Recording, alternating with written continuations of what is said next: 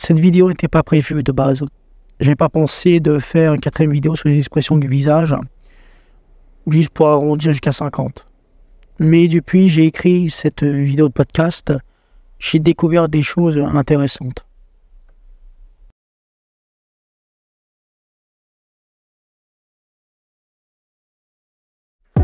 Bonsoir à tous, c'est Jeanne Guillot. Aujourd'hui, 4e et dernière vidéo sur le thème des expressions du visage. J'ai choisi le titre Les autres car ils ne sont pas reliés aux 6 émotions principaux. J'en ai choisi 7, comme ça on arrondira à 50.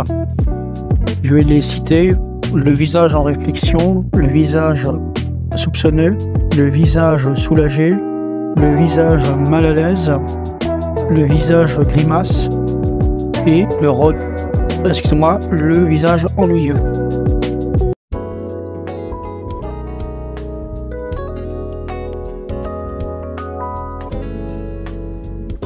Premier visage, le visage en réflexion, c'est le premier visage de cette vidéo podcast.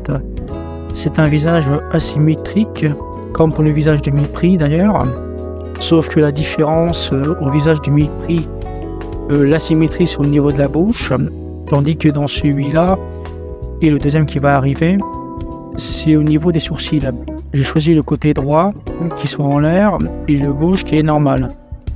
Son sourire ressemble à un gars sérieux pour montrer sa réflexion ou sa concentration.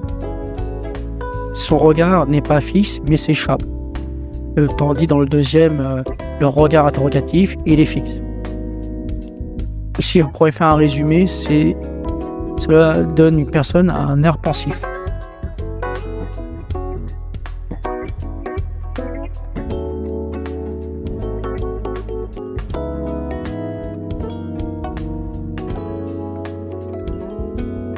Deuxième visage, le visage interrogatif ou soupçonneux.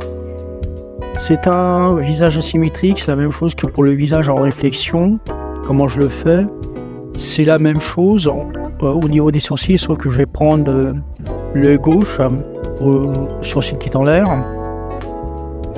Son regard est fixe. On a l'impression que la personne en face lui a annoncé quelque chose, sauf que ce visage pense qu'il doute de ce qu'il dit. Le sourcil du côté droit se fronce un peu.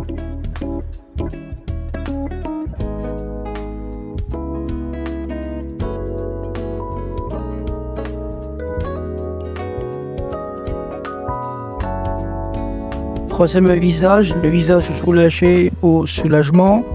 À première vue, ça ressemble au regard de la tristesse. Sauf qu'il faut bien étudier la forme des paupières. Si on compare au regard de la tristesse et au soulagement, le regard de la tristesse, on voit qu'au niveau de ses paupières, c'est crispé, tandis qu'au niveau de soulagement, c'est vraiment détendu. Je m'explique par un exemple. L'enfant d'une femme s'est fait kidnapper, la mère est inquiète, sa tristesse est immense. Et quelques heures ou quelques jours après, on retrouve son visage est complètement détendu par rapport aux paupières. Sauf qu'elle a encore les séquelles du regard de tristesse par rapport aux courbes des sourcils. Et pour finir, vous faites une bouche ouverte normale avec une forme de bulle pour donner une illusion d'entendre un soupir.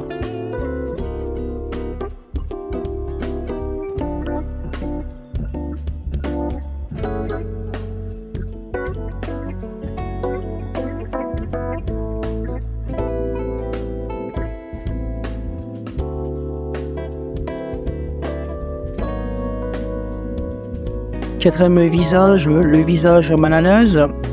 On va dire que c'est une fusion entre le regard de la tristesse et celui du joyeux. Quand on le dessine, il a les yeux fermés, les sourcils courbés et une bouche en forme de sourire, ce qui donne un rire forcé ou un sourire pas forcé. Lorsqu'on pose une question personnelle et que personne ça le gêne. Ça peut aussi quand on est amoureux. Par exemple, quand quelqu'un qui est amoureux, ça lui gêne tellement que le visage est complètement rouge. Ça fait partie aussi d'autres regards du malaise d'ailleurs. J'ai pris celui-ci en termes de dessin sur le point de vue du plan personnel.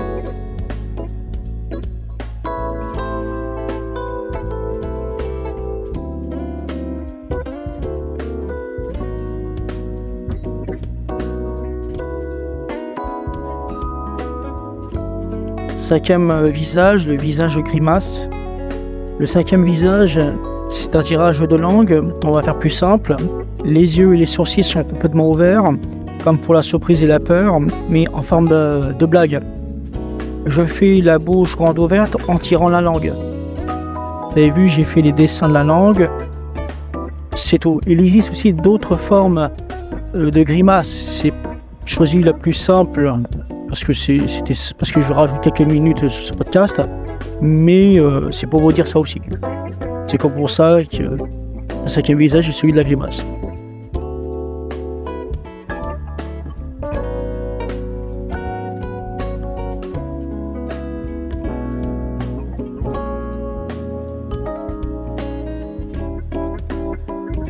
Sixième visage, le visage ennuyeux. Le visage ennuyeux est assez perplexe comme pour le mal à l'aise et pour la grimace. Ils en ont plein d'autres. Ils ont le même thème, mais ils n'ont pas la même face. Ah bah oui. Ah bah oui. Ah oui, je remarque ça comme un con. Putain de Dieu. Je me dis synthétiseur de dessin, je suis même pas capable de mettre en place des choses simples pour mes auditeurs qui m'écoutent et qui me voient. Bon, on va faire simple. La bouche est dessinée comme un Pac-Man, vous savez, la boule jaune qui mange un peu tout dans le jeu vidéo. Les yeux abaissés et non clignés pour montrer que le mec est blasé. Et les sourcils sont distingués comme un arc-en-ciel. Pour dire qu'ils s'en foutent un peu.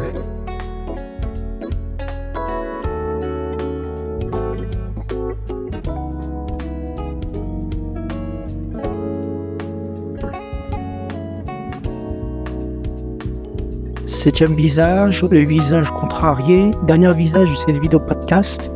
Le visage contrarié ressemble à première vue celui du visage sévère, premier visage de la colère.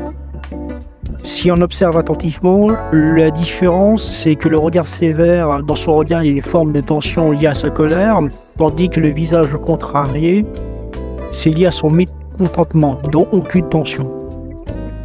Comment je le dessine?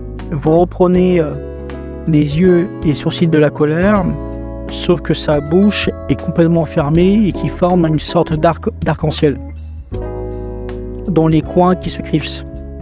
C'est comme ça que vous lisez le mécontentement de quelqu'un.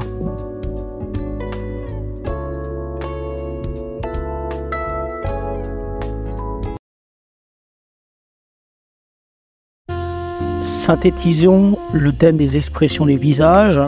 On a les bases, les 6 émotions les plus vues et connues et utilisées dans notre vie quotidienne. Je les rappelle, la colère, le dégoût, la tristesse, la peur pour les moments négatifs, la surprise pour le neutre, je ne changerai pas d'avis sur ce sujet, et la joie représentant le bonheur.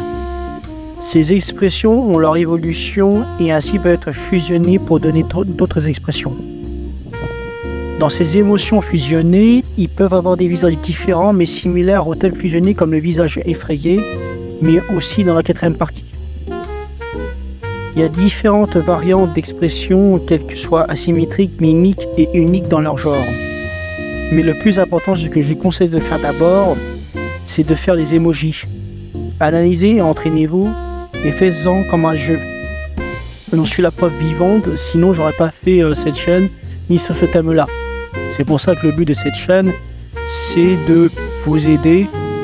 Je sais que c'est un peu très faux cul ce que j'ai dit, mais c'est...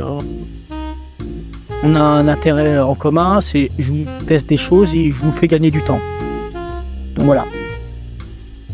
Merci d'avoir vu cette vidéo podcast. Abonnez-vous à la chaîne pour les contenus qui vont arriver. Partagez à des connaissances ou à des amis ou à vos proches qui sont intéressés. L'accueil des enfants, ça m'aidera à faire agrandir la chaîne. C'était Jeune Guillot, on se voit à la prochaine.